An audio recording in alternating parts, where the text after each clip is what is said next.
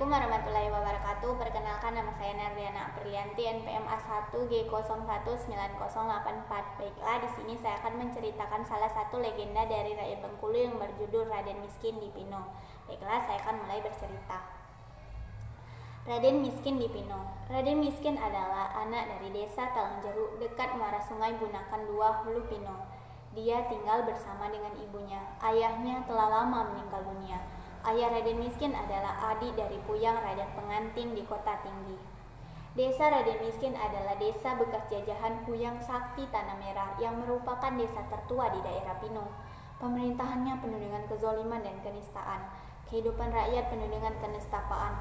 Terlintas di hati Raden Miskin bahwa suatu saat dia ingin mengembalikan kehidupan rakyat agar aman dan damai.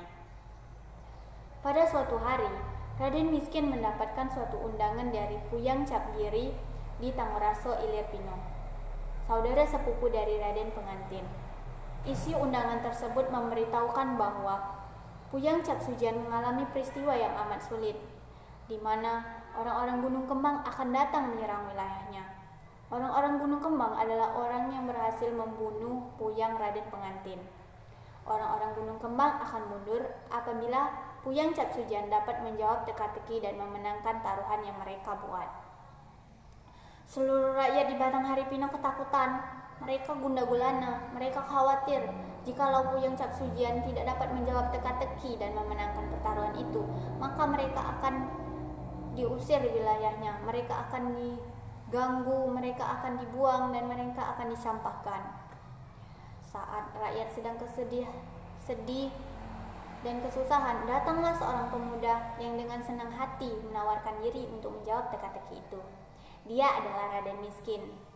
Raden Miskin pun mengirimkan surat kepada Puyang Capsujan. Isi dari suratnya yaitu, jikalau Puyang Capsujan mengizinkan, maka Raden Miskin akan maju menjawab teka-teki dan memenangkan taruhan itu. Setelah Puyang Capsujan membaca surat dari Raden Miskin, dia akhirnya gembira. Yang awalnya sedih, dia kembali gembira. Dia bahagia. Dia yakin bahwa Raden Miskin adalah orang yang berotak cerdas, yang akan mampu menjawab teka-teki dan memenangkan taruhan itu. Segeralah Puyang Capsujan mengirimkan surat agar Raden Miskin datang ke wilayahnya. Tak beberapa lama kemudian, Raden Miskin pun tiba di wilayahnya. Kedatangannya disambut gembira oleh rakyat dan juga Puyang Capsujan. Orang-orang Gunung Kembang pun telah lama menunggunya. Orang-orang Gunung Kembang pun merasa sedikit lucu. Mereka berkata, mana mungkin bocah ingusan yang baru hidup beberapa tahun dan tidak berpendidikan mampu menjawab teka-teki yang akan kami buat. Begitulah kata orang-orang Gunung Kembang. Selanjutnya, setelah itu taruhan pun dimulai.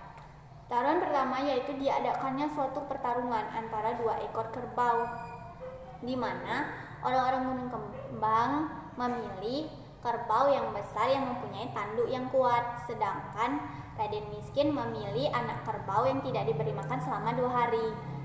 Tak lupa, di atas kepala dan hidung si kerbau kecil diberi pisau yang amat tajam.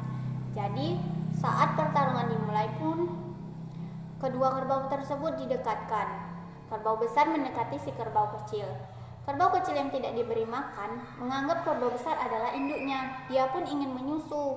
Saat dia mendekati perut si kerbau besar, tak sengaja pisau yang berada di atas kepala dan hidungnya melukai perut si kerbau besar. Dan lama-kelamaan kerbau besar pun mati. Taruhan yang pertama dimenangkan oleh Raden Miskin. Kemudian diadakanlah taruhan yang kedua, yaitu di mana Raden Miskin diminta untuk menentukan pangkal dari sepotong balok kayu. Mudah saja bagi Raden Miskin. Diambilnya sepotong balok kayu tersebut dan diletakkannya ke dalam air. Mana bagian yang paling dalam, itu adalah bagian pangkalnya. Ternyata jawabannya benar. Taruhan kedua pun dimenangkan kembali oleh Raden Miskin. Kemudian diadakanlah taruhan yang ketiga, di mana orang Gunung Kembang meminta agar Raden Miskin menyelesaikan suatu perkara berupa hutang. Jikalau saya hitung daging punggung itu hanya 1 kail, tidak boleh dipotong, hanya boleh dibawa. Bagaimana cara membayarnya? Mudah saja, kata Raden Miskin. yaitu dengan cara hanya boleh dibawa tetapi tidak boleh dipotong. Ternyata jawabannya juga benar. Pertarungan ketiga pun dimenangkan kembali oleh Raden Miskin, dan tibalah di pertarungan terakhir, yaitu adanya suatu teka-teki di mana Raden Miskin diminta untuk menentukan mana burung jantan dan burung betina di antara dua burung yang berada dalam satu sangkar. Mudah bagi Raden Miskin. Didekatinya lah sangkar burung tersebut dan dibukanya lah pintu sangkar burung tersebut. Mana burung yang keluar lebih dulu itulah adalah burung jantan, sedangkan burung yang terakhir keluar itu adalah burung betina. Ternyata jawabannya benar, dan keempat taruhan teka-teki itu dimenangkan seluruhnya oleh Raden Miskin. Sehingga orang-orang Gunung Kembang pun kalah, mereka tidak dapat kembali ke daerahnya, mereka pun dirampas. Lama-kelamaan orang-orang Gunung Kembang pun menyingkir ke daerah dekat sungai dengan menanam kunyit dan berternak kerbau. Dari situlah air sungai tersebut disebut dengan nama air sekunyit. Saat Puyang Capsujian datang, mereka berlari ke dekat sungai di Pasar Mana. Mereka menyeberangi sungai tersebut. Tak sengaja saat mereka menyeberang, salah satu tanduk dari kerbau hanyut di sungai. Kemudian air sungai tersebut disebut dengan nama air Sara. Dan dari air Sara inilah Puyang Capsujian kembali ke daerah Tangoraso, sedangkan Raden Miskin dan rakyatnya hidup aman dan damai di Batanghari Pino. Sekian dari saya akhiri. Wassalamualaikum warahmatullahi wabarakatuh.